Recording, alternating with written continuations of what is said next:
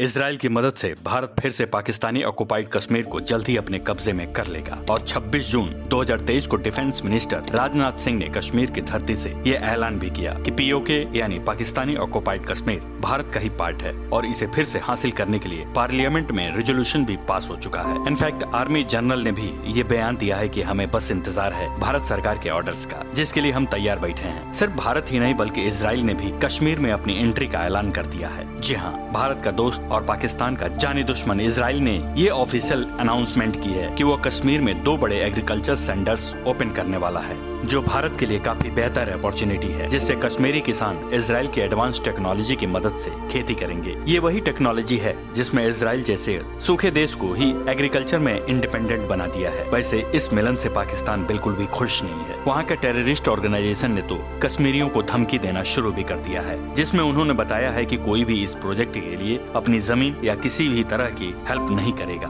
वैसे भारत में पिछले कुछ सालों से कश्मीर को लेकर काफी सीरियस है और बात यहाँ तक पहुँच गई है कि अगर भारत में किसी ने गलती से भी इंडियन में अपने भारत को पीओके का हिस्सा नहीं दिखाया तो उसे 7 साल की जेल या 100 करोड़ रुपए जुर्माना भी हो सकता है। ये तो कुछ भी नहीं, शायद आपको याद होगा जब होम मिनिस्टर अमित शाह ने संसद में चिक चिक का ये कहा था कि जम्मू एंड कश्मीर के पीओके को आप भारत का हिस्सा नहीं मानते हो क्या? एग्रेसिव ना हो, जान दे देंगे इसके लिए। क्या बात कर रहे हो? ये अब तो छोटी सी बात है। हाल ही में कश्मीरियों की पहाड़ियों के 9000 फीट पर एक ट्री एक्सरसाइज भी हुआ, जब पहली बार इंडियन आर्मी, नेवी और एयरफोर्स ने मिलकर कश्मीर में किसी एक्सरसाइज को अंजाम दिया है। आज कश्मीर में दुनिया की सबसे ज्यादा मिलिट्री तैनात है और वहाँ की मैरिज हाउस को भी मिलिट्री बेस की तरह इस्तेमाल किया जा रहा है, ताकि अगर कभी भी वॉर की नौबत आए तो आर्म्स और वेपन की कमी ना हो। और आज भारत पूरे विश्व में गर्व के साथ ये कह रहा है कि आज नहीं तो कल कश्मीर के इस मामले को हल कर ही लेगा। रिसेंटली एक इंटरनेशनल कॉन्फ्रेंस में जब external affair minister S Jaishankar को कहा गया कि हम उम्मीद कर सकते हैं कि 2 डेमोक्रेसी यानी इंडिया और पाकिस्तान कश्मीर के इस मुद्दे को आसानी से हल कर लेंगे। इस पर जयशंकर जी ने बड़ी ही स्मार्टली से जवाब दिया, Don't worry, Senator, one democracy will settle it. And you know which one. और अभी भी समय भारत के पक्ष में है, क्योंकि इसी साल भारत G20 की प्रेसिडेंट बनते ही एक स्ट्रॉन्ग डिसीजन भी ले लिया। G20 समिट के कुछ मीटिंग कश्मीर में किया जाएगा। कश्मीर की तरह भारत का झुकाव देख आज के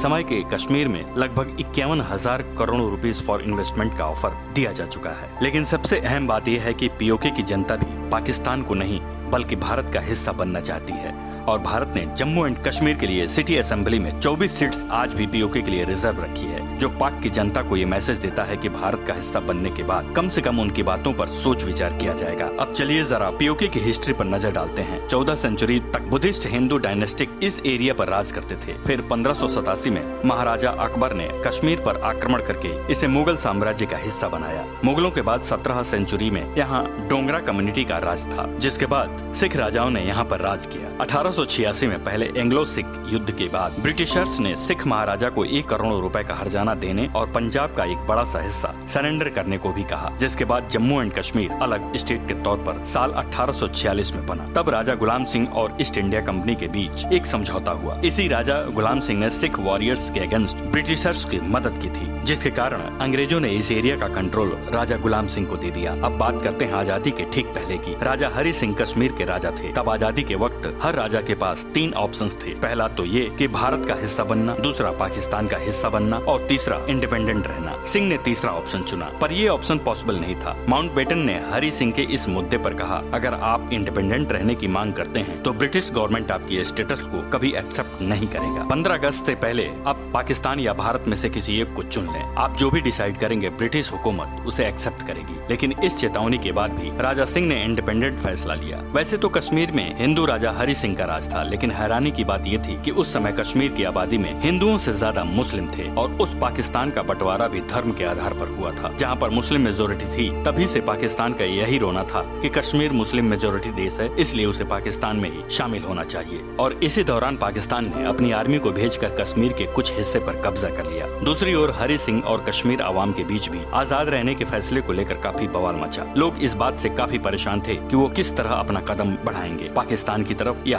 हिंदुस्तान की तरफ। और इस बीच लोगों ने राजा के खिलाफ काफी विरोध किया और रावलपिंडी बॉर्डर के पास स्थित पुंछ जिले पर कब्जा कर लिया। इतना ही नहीं, लोगों ने एकजुट होकर 3 अगस्त 1947 को वहां पर एक प्रोविजनल गवर्नमेंट की स्थापना की, जिसके बाद 21 अक्टूबर 1947 को कश्मीर के उत्तरी इलाके में रहने वाले पश्तून जाति पाकिस्तान के सपोर्ट से जम्मू कश्मीर में घुसकर बरमुल्ला और मुजफ्फराबाद पर कब्जा कर लिया। हालात बिगड़ता देख हरि सिंह ने 24 अक्टूबर 1947 को भारत के होम मिनिस्टर सरदार वल्लभ भाई पटेल से मदद की अपील की, लेकिन उन्होंने हरि सिंह को ये कहकर मदद करने से इनकार कर दिया कि इंडियन आर्मी तभी आपकी मदद करेगा जब आप हिंदुस्तान का हिस्सा बनेंगे। हरि सिंह समझ गए अगर उन्हें भारत का साथ नहीं मिला तो उनकी गद्दी छिन जाएगी, जिसके डर से 26 अक्टूबर को इस इंस्ट्रूमेंट एक्ट पर अपने दस्तखत कर दिए। जिसके बाद वल्लभ भाई पटेल ने कश्मीर में भारतीय सेना को उतारा और भारत और पाकिस्तान के बीच जबरदस्त जंग हुई, जिसमें पाकिस्तान बुरी तरह हारा। उधर 1 अगस्त 1948 को उस वक्त के प्राइम मिनिस्टर जवाहरलाल नेहरू ने यूनाइटेड नेशन में जम्मू एंड कश्मीर के मुद्दे को बेहतर करने के लिए यूएन से इस मामले को सुलझाने की मांग की, जिसे देख यूएन ने रेजोल्यूशन 47 एक्ट को पास कर दोनों देशों के बीच इस झमेले को सुलझाने की बहुत कोशिश की, जिसमें यूनाइटेड नेशन ने सिस्टा जैसे पॉइंट को उठाकर कहा, दोनों ही कंट्रीज से हमारी रिक्वेस्ट है कि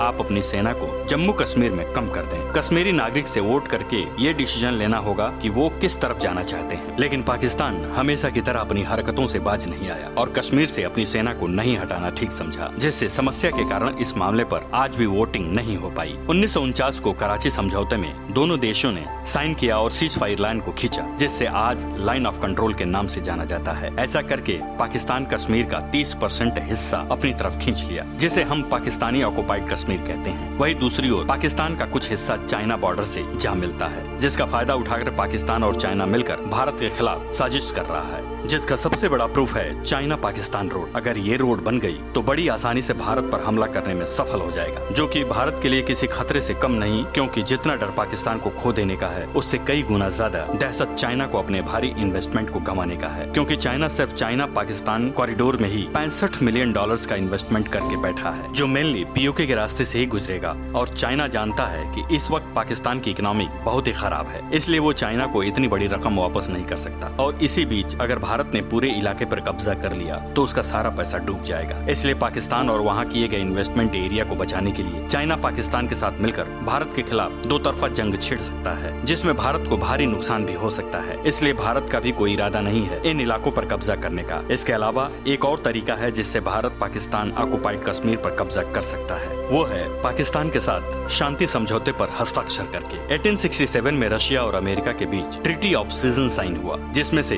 $1.5 मिलियन देकर यूएसए ने रशिया से अलास्का को खरीद लिया। इसी तरह पाकिस्तान के आर्थिक हालातों को देखते हुए भारत उसे इकोनॉमिकली सपोर्ट कर बदले में बिना किसी युद्ध और खून खराबे के पीओके को अपने नाम करवा सकता है। पर फिर से प्रॉब्लम ये होगा कि भारत की रूलिंग पार्टी चिल्ला कर ये कहती है कि पीओके समेत पूरा कश्मीर भारत का हिस्सा है, और ऐसे हालात में अगर पीओके को पैसा देकर खरीदा गया तो अपोजिशन पार्टी और जनता ये कहेगी कि अगर वो भारत का हिस्सा है तो उसे पैसा देकर क्यों खरीदा गया, यानी कि अब तक सरकार हमसे झूठ बोल रही थी। इसलिए अगर इस समझौते में पैसे का जिक्र हुआ तो इंडियन गवर्नमेंट के लिए नुकसानदायक साबित हो सकता है। इसके अलावा एक और ऑप्शन बचा हुआ है भारत के पास, वो है यूनाइटेड नेशन की दखलंदाजी, क्योंकि इससे पहले ऐसी कई गंभीर मामलों में यूएन ने इंटरफेयर किया है। For example Kuwait Iraq war, तो इराक कुवैत के ऑयल रिजर्व पर कब्जा करना चाहता था, जिसके लिए 7 अगस्त 1990 को इराक ने कुवैत पर अचानक से हमला कर दिया। उधर कुवैत की डिफेंस आर्मी उतनी मजबूत न होने के कारण उसने यूएन से मदद मांगी, जिसके बाद मामले में इंटरफेयर करते हुए इराक को अपनी आर्मी हटाने के लिए 1.5 महीने का समय दिया, लेकिन इराक ने इसे नहीं माना, जिसके जवाब यूएन और एलिट फोर्स ने एकजुट होकर कुवैत में अपनी सेना उतारी इराकी आर्मी पर हमला करने के लिए। फिर एक के बाद एक ताबड़तोड़ हमले को देखकर कई सारी इराकी ट्रूप्स ने सरेंडर कर दिया और आखिरकार 28 फरवरी 1991 को इराक बुरी तरह हारने के बाद कब्जा किया हुआ सारा इलाका कुवैत को वापस कर दिया। वैसे इस ऑप्शन से खास बात नोटिस करने वाली यह है कि कुवैत को खुद की जंग नहीं लड़नी पड़ी और दूसरी उसका देश भी सेफ हो गया। ठीक उसी तरह भारत भी कुवैत के हालात को देखते हुए इस मुद्दे को G20 जैसे इंटरनेशनल मीटिंग में उठाकर अगर यूएन इंटरफेयर करने की मांग करता है, ये उपाय कारगर साबित हो सकता है, जिसके बाद भारत के सर पे यूएन का हाथ भी रहेगा और वो बड़ी डिप्लोमेटिक तरीके से इसे सुलझाने की कोशिश भी करेगा। प्लस इंटरनेशनल ये मुद्दा उठाने पर सभी देश भारत की मदद करेगा, क्योंकि दुनिया भर में भारत का बहुत सम्मान है और सभी जानते हैं आज भारत की पोजीशन पूरी दुनिया में क्या है। तो वहीं दूसरी तरफ पाकिस्तान में खाने को लेकर भी मुश्किलें हैं, इसलिए भारत को अब पीओके की ग्राउंड रिपोर्ट पर वहाँ के बदतर हालातों को लेकर एक ऑफिशियल डॉक्यूमेंट यूएन के पास सबमिट करनी चाहिए, जिसमें ये साफ लिखा होगा कि पाकिस्तान ने भारत के इलाके पर गैर कानूनी ढंग से कब्जा कर रखा है, जिसके बाद शायद सभी देश मिलकर पाकिस्तान पर प्रेशर डाले, जिससे पाकिस्तान के पास पीओके को छोड़ने के अलावा और कोई भी रास्ता न बचे। यहाँ तक कि हाल ही में इससे जुड़ी खबरें ये आई कि 10 जुलाई से पाकिस्तानी गवर्नमेंट का ट्विटर अकाउंट पूरे बलूचिस्तान और गिलगिट में ब्लॉक कर दिया गया है। ये मैं नहीं बल्कि खुद पाकिस्तानी ट्विटर यूजर्स का कहना है, पर कुछ लोग इससे पीछे भारत का हाथ बता रहे हैं,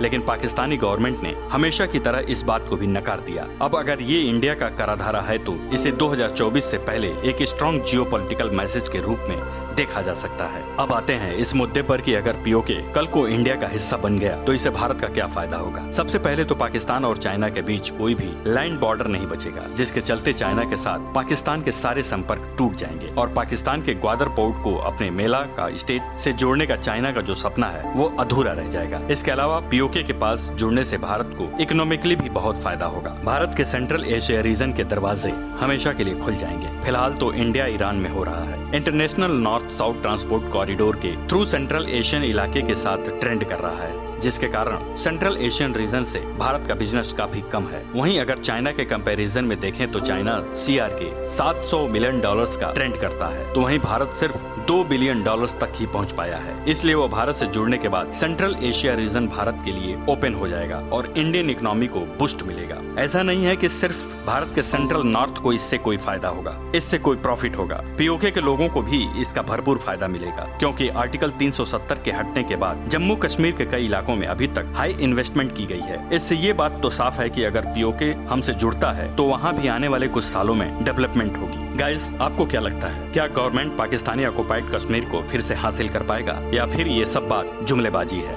अपनी राय हमें कमेंट में जरूर बताना, और अगर ये वीडियो आपको अच्छा लगा हो तो इस वीडियो को लाइक और अपने दोस्तों के साथ शेयर करना मत भूलना। और अभी अगर आप हमारे चैनल पर नए जुड़े हैं तो आप हमारे चैनल को सब्सक्राइब कर दें और नोटिफिकेशन बेल को ऑन कर दीजिए, क्योंकि मैं हर हफ्ते ऐसे वीडियोस लाता रहता हूं। तो मिलता हूं आपसे अगले वीडियो में, और हमेशा की तरह थैंक यू, बहुत बहुत धन्यवाद, नमस्कार, जय हिंद।